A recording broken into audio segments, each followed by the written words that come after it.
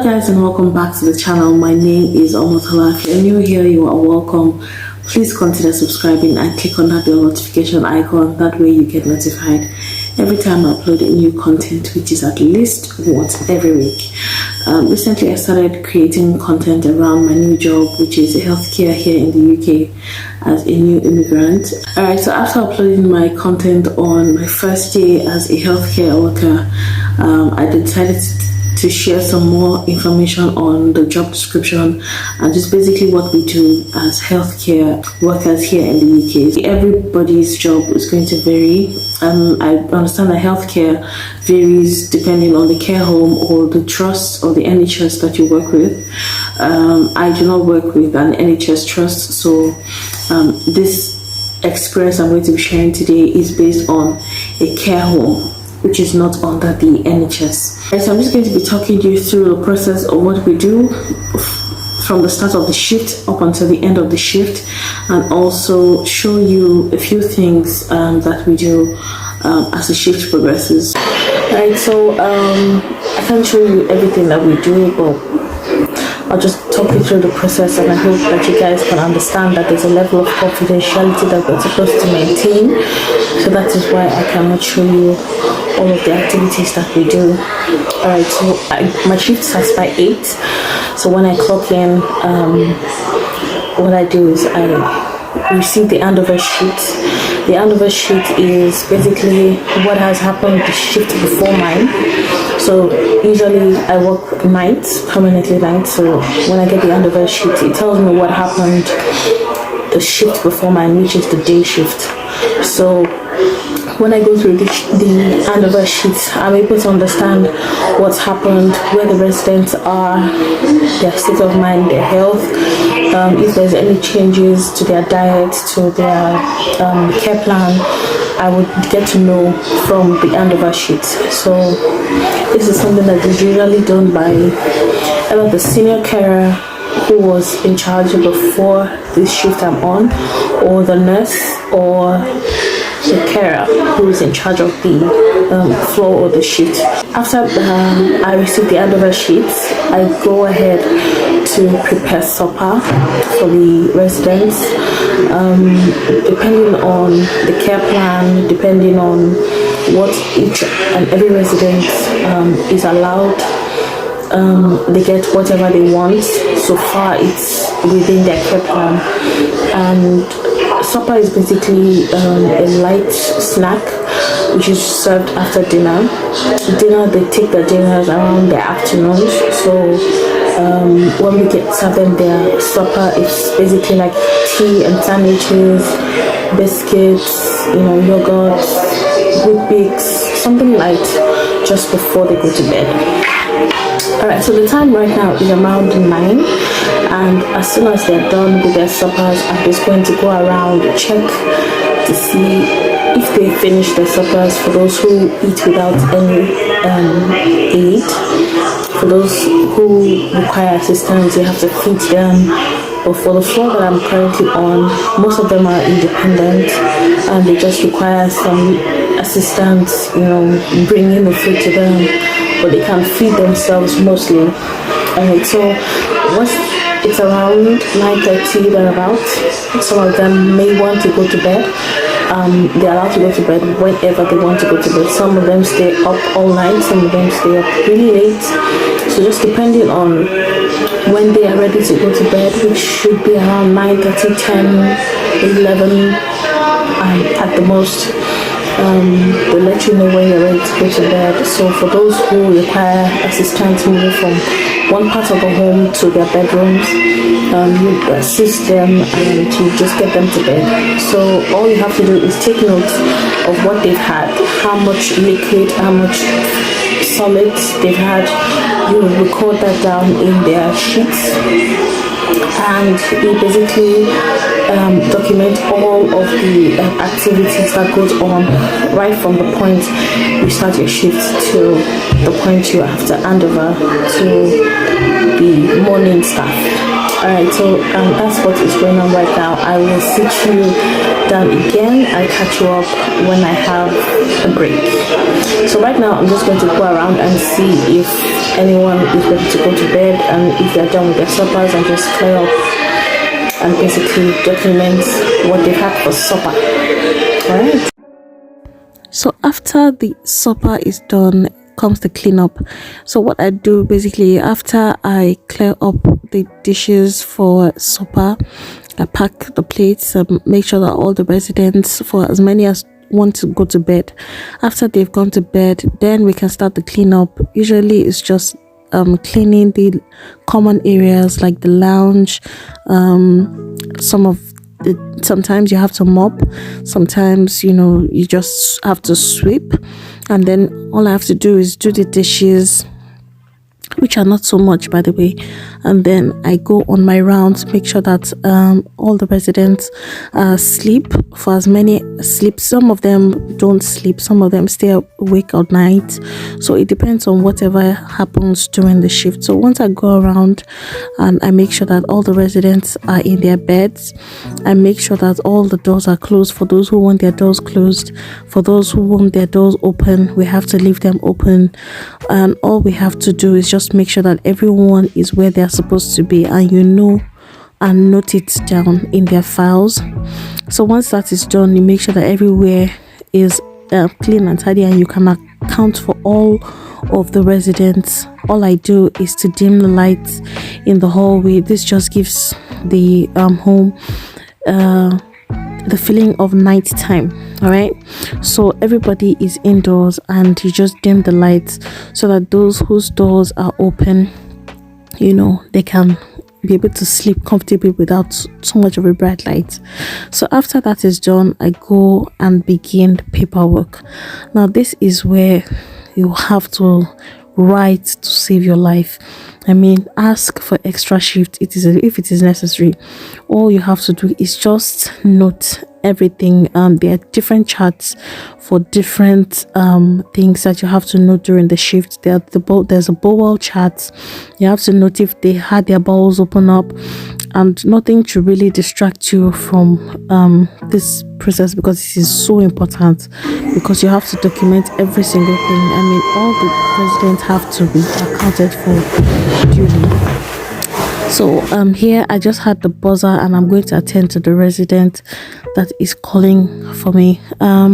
After attending to that resident, all I do is wash my hands, sanitize, and apply hand cream, and then I proceed to have a light snack. I usually like to do this before it gets too late, because I don't want to train my body to be receiving food too late in the night, because I've had to adjust a lot with this night shift, and I just try to keep my snacking as light as possible. Some people bring correct food. I've seen someone bring rice before. I've seen of course my countryman and countrywoman, I've seen people eat real food at this time of the night, and I don't know how they're able to stomach it, but just try to keep my own snacking to as light or as very minimal sharp. Then comes the hardest part, which is staying awake. You see, at a point in time, there's really nothing to do at this time because most of the residents are asleep. But that's where we really, really struggle. I just try to walk around and see if anyone's awake. Sometimes you find some residents in the hallway. Sometimes you find some people awake. Sometimes they request for a light snack. As you see me here, I'm having to make tea. I have to make tea for this resident who has woken up. She's requested for tea and I have to make the tea. All right, so once that is done, I just give her a cup of tea. Sometimes they go back to sleep, sometimes they want to talk, sometimes they want to walk around. So you just have to do whatever the resident wants, really. So you just make sure that everyone is comfortable. That is your job, really. You just make sure that everyone is comfortable, and you just try to encourage them to do what they're supposed to do at the right time. Sometimes they're independent thinking, and some of them want to do things that it may not be appropriate for the time. For instance, they may want to go out. You just have to keep encouraging them and keep alerting them to the time of the day and let them know what they're supposed to do. All right.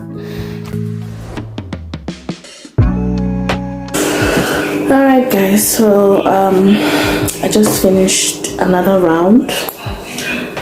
So after paperwork, what I try to do is I try to go around and check on the residents, try to see if anyone is falling asleep and if they would like their TVs turned off or their lights out. Some residents might want a cup of tea, as you've seen in the previous clip.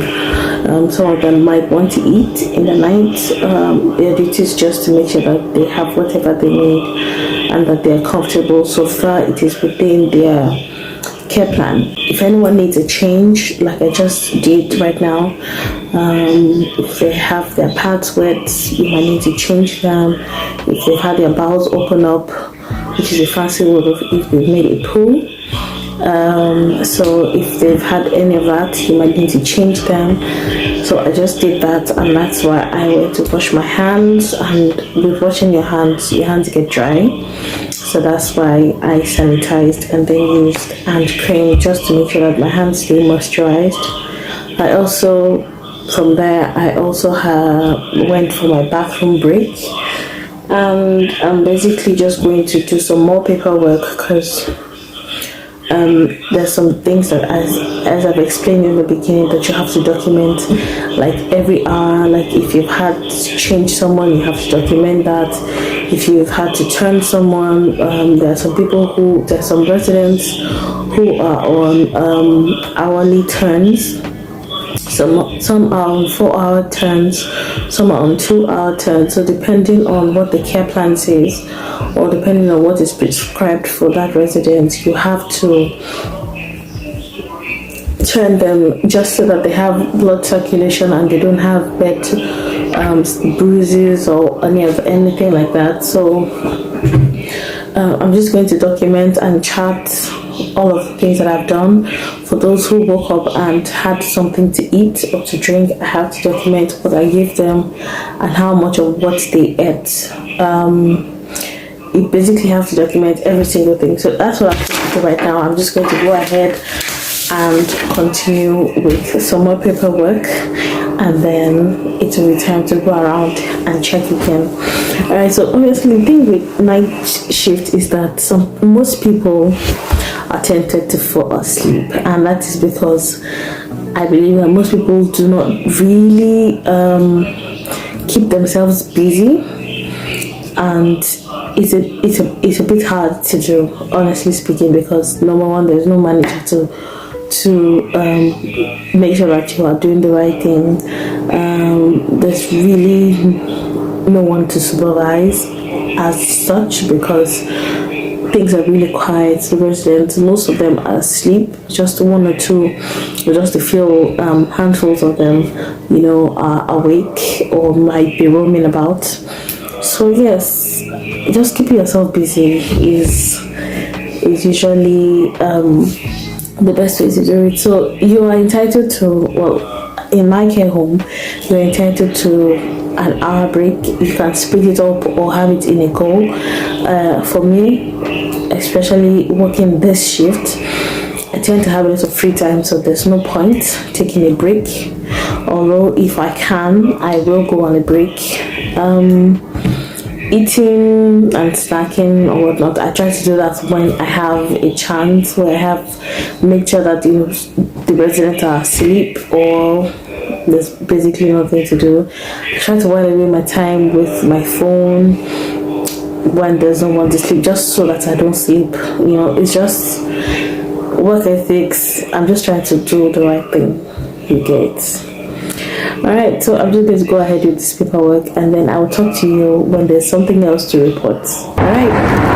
Okay, so the shift is officially over, and sorry I couldn't talk you through it. It got busy towards the end.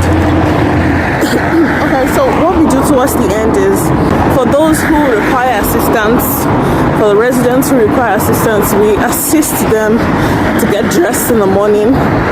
For those who are in bed, try to give them a bed bath and try to get them ready for the day, and then basically provide every personal care that they need. personal care in the sense that we check their dentals, check their nails to see if they're clean, give them a bed bath depending on whether they're mobile or not. For some, they require a bath. For some, they want a shower. So depending on what is in their care plan, but mostly it's usually a body wash. So and once that is done, we get them dressed. For those who can pick out their clothes or who have certain apparels or dresses or outfits that they prefer, we put that on for them, and then we put them wherever they want to be. For some, they just want to be in their rooms. Some want to be in the lounge watching TV. Some want to be out and about. So depending on where it is that they're going or what it is they want to do, get them dressed and set them on their way. Alright, so that's what the ending is usually like. And then of course, make sure that your paperwork is complete. Make sure you're filling all of the paperwork. Like I said, it's a lot, or you tend to lose out more if you do not write all of the documentation, if you do not give as much information as possible to the next person. It covers you as a carer, because at the end of the day, it's people's lives we're talking about. So there's need for proper documentation and proper handing over, so that the people taking over from your shift know exactly where you have done on your shift, and for you to just give your own side of the story in case of incapacity. Alright, so that's what it's about. So at the end of the shift, I gave my handover report to the senior carer in charge. I'm a carer, not a senior carer, but I was in charge of my floor today. I explained what I've done throughout the shifts, just gave her a recap, although she has the notes to read and all of that, but just a small recap to get her to understand what's with the shift. Alright, so that's what happened, and I clocked out and I'm on my way home. To do what? To sleep. Because I did not sleep a wink. I tried my best to stay awake throughout the shift. I need to sleep. These 12 hours was not beans. Alright, so that's basically what this shift is about. I will see you in another vlog. Bye guys.